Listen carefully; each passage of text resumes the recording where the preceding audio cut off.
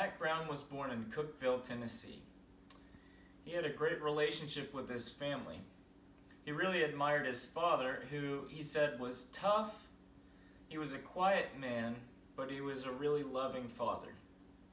His father was really proud of him, even up until his last days. He said, even up to dying, he was talking about how impressive it was that Mack had developed so many NFL players. And Mack even talked about how his father bragged with his buddies who were Tennessee fans about how much better or how good of a job North Carolina was doing compared to Tennessee. His grandmother told him to get away from sports. She told him that he should pursue things that were better for him monetarily, were better career choices for him. But his grandfather had a different perspective. His grandfather said, do what you love.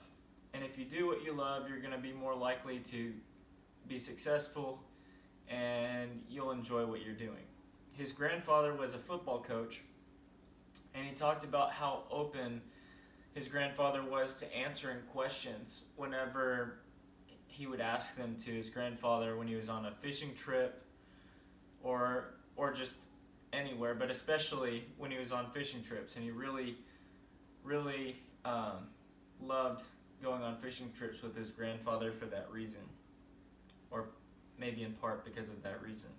His mother was also kind and mild like his grandfather, and she and the grandfather shared a quality of making people feel special, and that was something that stuck out to Mack Brown. Mack Brown played running back at Florida State. He didn't really have an incredible football career, but he had a decent football career, even though it was short. He ended his football career at 19. He knew his career was over because he had had so many procedures on his knee. He had his 5th procedure, and he could have got down because of it, but the person that he shared a room with gave him perspective on just how blessed he was that he wasn't in a worse situation. His roommate had been in a train accident, and he had lost both of his legs. They had been severed from his body. And from that situation, Mack learned things could be way worse, and he found a way that he could contribute in the sport of football doing something other than playing, and that was to become a football coach. His first job was at Appalachian State, and there he had a unique challenge of trying to recruit to a smaller school. While he was there, his first recruiting experience wasn't that great. He struggled because he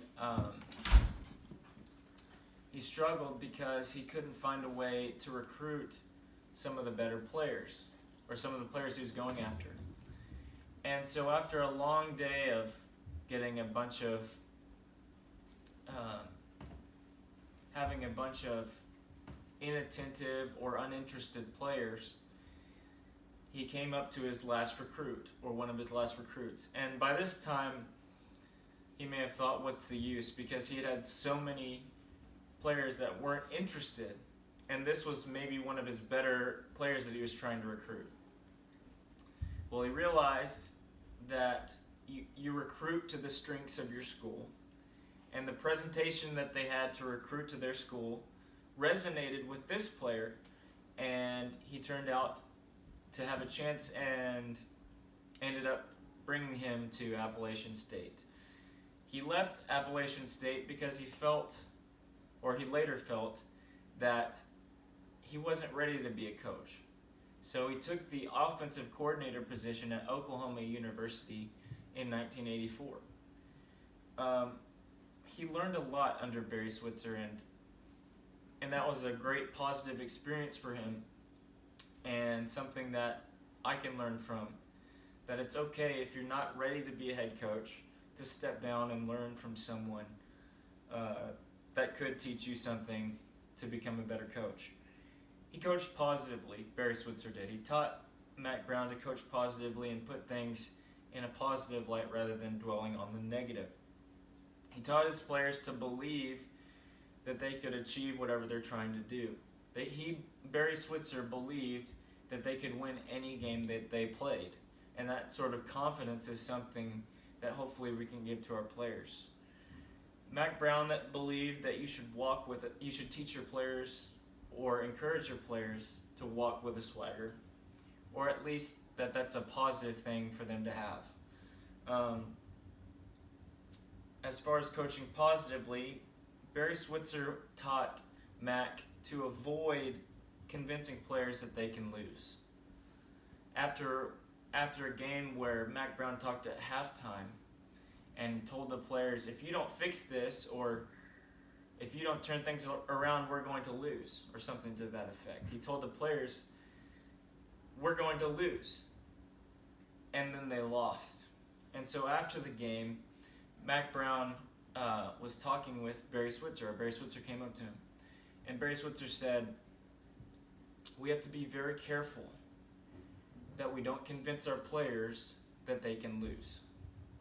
And so Barry Switzer taught him the opposite of that. He taught him in a game against Kansas State, they were losing 7-6.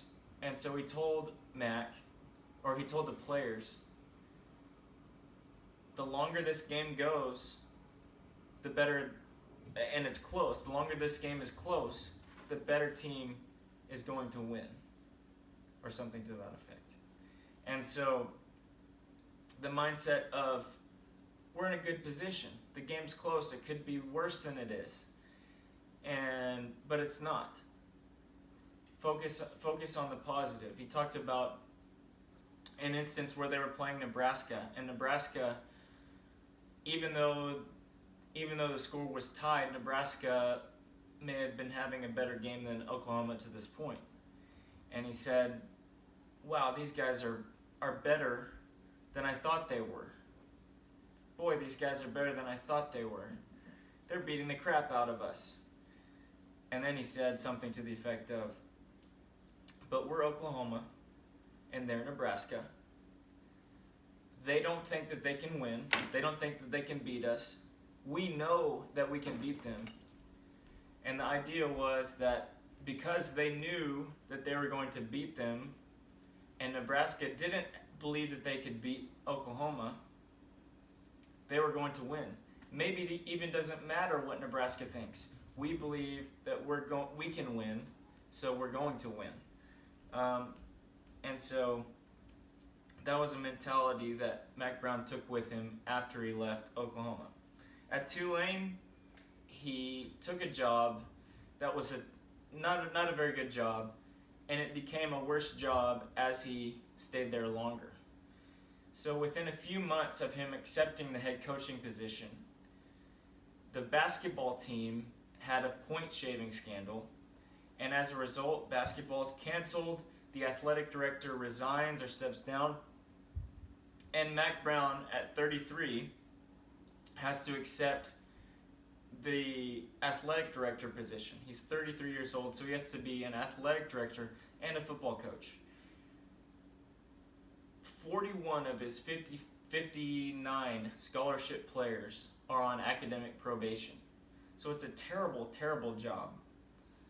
But he righted the ship, and by the end of his time, he had a 6-5 season with Tulane and helped build that program into a more stable program.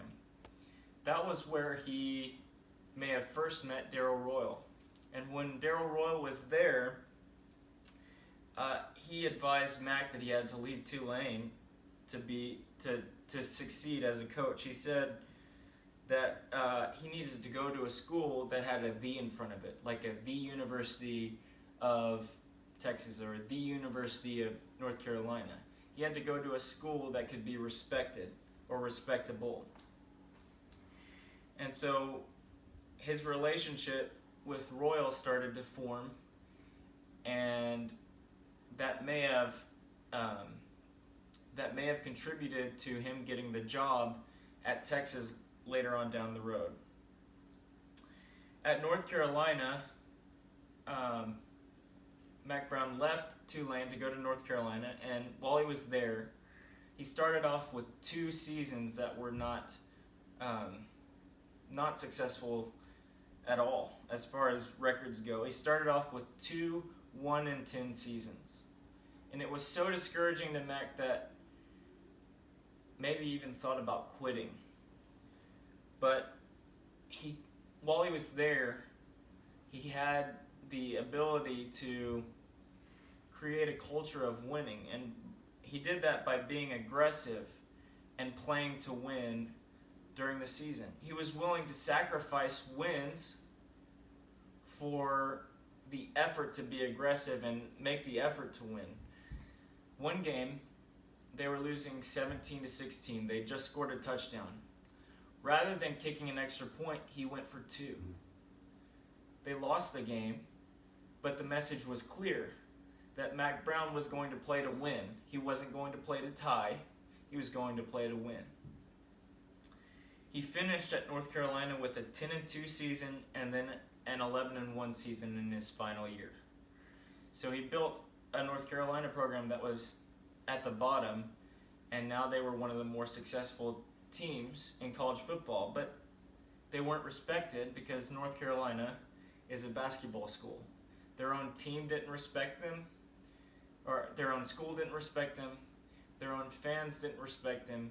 They didn't give them the energy or the enthusiasm that they gave the basketball team at least. And so he left North Carolina because the opportunity for him to succeed was not as high.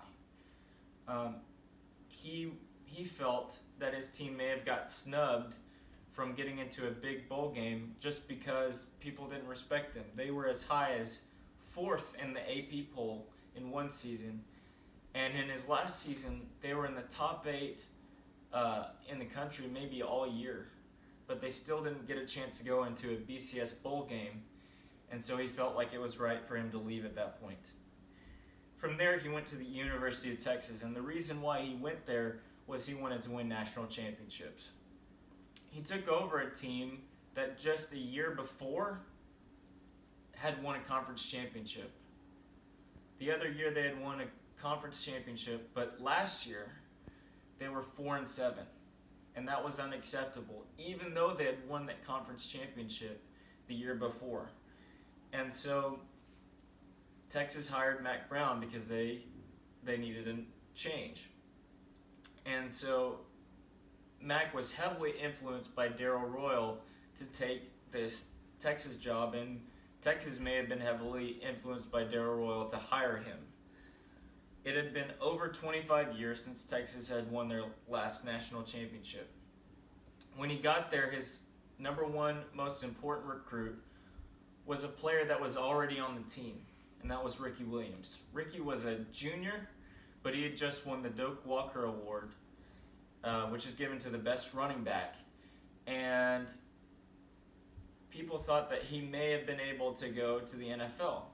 And so people may have even encouraged him to go to the NFL, but Ricky wanted to stay. And in his first meeting, he asked Coach Brown if Mack could make the team disciplined enough to win.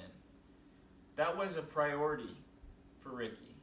He wanted to know that he wanted to know if his team could win. That was important to him. And so while others wanted to see him go to the NFL or may have encouraged him that way, Ricky asked if he should do what others wanted him to do or do what he wanted to do. And Mack Brown encouraged him to do what he wanted to do, and that was to stay at Texas.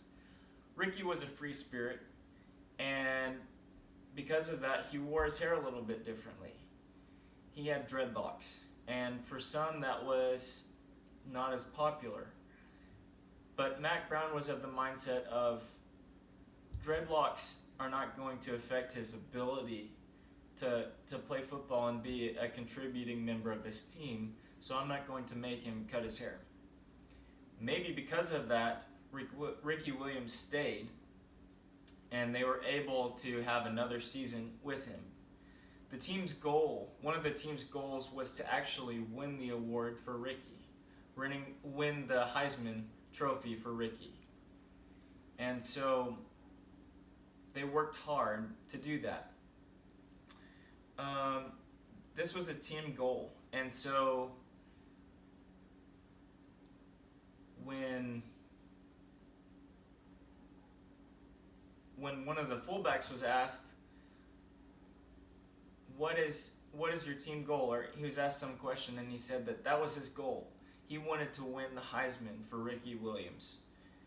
That sort of spirit helped the team rally around him, and they actually took an individual goal and turned it into a positive team goal. And they may have even realized the sacrifice that Ricky made. And so Ricky won the Heisman. He won his second Doak Walker Award, which is given to a running back, the best running back in the country. And he became one of the greatest running backs to ever play for Texas. How do we coach? This is how Mack Brown coached. He wanted to be realistic. There's only so much outside noise that we can eliminate for our players. Our players are going to know probably who the better teams are. If, at least in Texas, people are going to know some of the best high school teams. At the college level, they're going to know who the best teams are. There's only so much you can do. But Mack wanted to frame their focus in a way that they could acknowledge, in the 2005 season, we can acknowledge that USC is the standard. And so to play to their standard, we have to prepare for every opponent like USC does. We have to perform at a level of excellence like USC does. We have to be consistent like USC does. Those are some of the things that he might have told the team. And so we have to be realistic with that. We have to be realistic with our goals. So Mack had a few goals for his team. One was to win the Texas State Championship, which is just a made-up goal because you don't really have a state championship in college. But the idea was we're going to beat all the Texas teams on our schedule. So if we have North Texas in non-conference, we'll beat them. We'll beat Texas Tech. We'll beat Texas A&M. We'll beat Baylor. We're going to beat the teams from Texas that we play against, and we're going to win the state championship. That's one goal. The second goal is we're going to win our division. The Big 12 South Division was what the division was when Mack Brown was there in the early days. The division had Oklahoma, Oklahoma State, Texas Tech, Texas A&M, Baylor, and Texas. So they were going to try to have the best record in their division. We're going to we're going to win the Big 12 championship. That's our goal. So after that, we're going to win our bowl game, whatever it is. So your bowl game may be the national championship. It may just be the Rose Bowl as a BCS game. It may be the Holiday Bowl. Whatever our bowl game is, we're going to win that game. And so those were the goals that he set for his team. He felt like he needed to know his players' energy limits. One thing that he did well in the 2005 season was that he made sure that he didn't work his players too hard. In previous seasons, he felt like he may have worked his players a little bit too hard. And as a result, his players may have got fatigued, and that could have hurt their performance. And he felt like maybe if they get fatigued early on, they may not return to full health maybe for a couple weeks. And so the 2005 season, he had his players practice for 1 hour outside where they would do individual drills and easier drills like passing, catching, kicking field goals, that sort of thing. And then they would finish out the second hour in their indoor facility. And by doing that, they would minimize the heat that they would expose their players to and hopefully keep them fresh. And so that may have worked for their championship season. Mack emphasized winning every day. That's very important. We have to win every day because that is what helps us be who we want to be when the games happen. If you're winning every day, you're going to be used to winning, and hopefully that translates on the field. Mack Brown had players work on relevant activity. That's one thing he learned from Barry Switzer. One time he asked Barry Switzer, why aren't we doing quick cals or quick calisthenics before practice?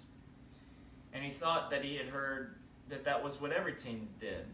Mack thought that Bear Bryant had said, I don't know a team in the South, or I'm not sure exactly what he said, but most teams are going to do quick cals.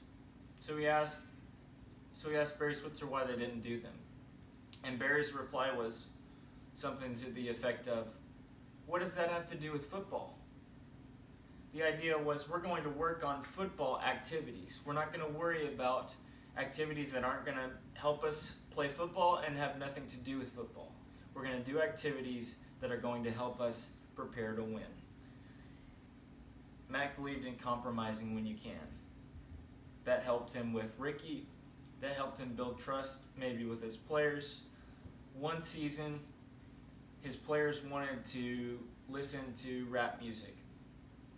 And Mack didn't appreciate the way that the lyrics talked about women. He didn't appreciate the way that some of the lyrics were vulgar. But he wanted to compromise. And so what he did was he allowed the players to play instrumental versions of that music, and that helped build some trust. His ability to listen to his players, which he felt was important, helped him maybe build trust with his players. Mack believed you get your coaching done during the week. Trust your ability to coach. Trust the way you've prepared during the week so that you don't have to overcoach during the game. He said that when you're overcoaching during the game, you're not trusting your ability, you're not trusting the preparation you put in during the week. As far as comebacks go, Texas was one of the greatest teams at coming back while he was a coach there. Routinely, Texas would find itself down in a game, maybe even by large deficits, especially in the 2005 season. But every time in 2005 that they were trailing, they found a way to come back. One of the ways that Mack Brown helped them do that, or one of Mack's philosophies in dealing with comebacks is don't panic. Let the game come to you. So even when you're losing, even when you have more turnovers than the other team, if you just keep fighting, if you just keep trying, if you just keep on giving your best effort, eventually, if you don't panic, the game might come back to you and you can finish off the game in a way you want to. Mack Brown said after their national championship game against USC, we never ever really thought that we could lose the ball game. This was a ball game they were playing against a team that was considered maybe the greatest college football team of all time. USC had won 2 straight national championships. They were going for their third, something that may not have ever been done in college football history. USC took a 38-26 lead with less than 7 minutes left in the game. And for a lot of teams, this game would be over. But for Texas, it wasn't over because they didn't panic and they did what they needed to do. Texas drove down the field and scored a touchdown. They kicked off to USC. They stopped USC on 4th and 2. They got the ball back and scored again. It is known as one of the greatest comebacks in college football history. But it never would have happened if the players panicked and got out of what they were trying to do. They focused on what they needed to do, and they were able to come back, even against a team that was considered maybe the greatest team of all time. And then finally, Mack Brown believed in treating players with respect. There's no use for grabbing a player by the face mask and shaking his helmet around. That's not respectful to them, and it doesn't build rapport with your players. You might even see that happen with a coach today in today's football.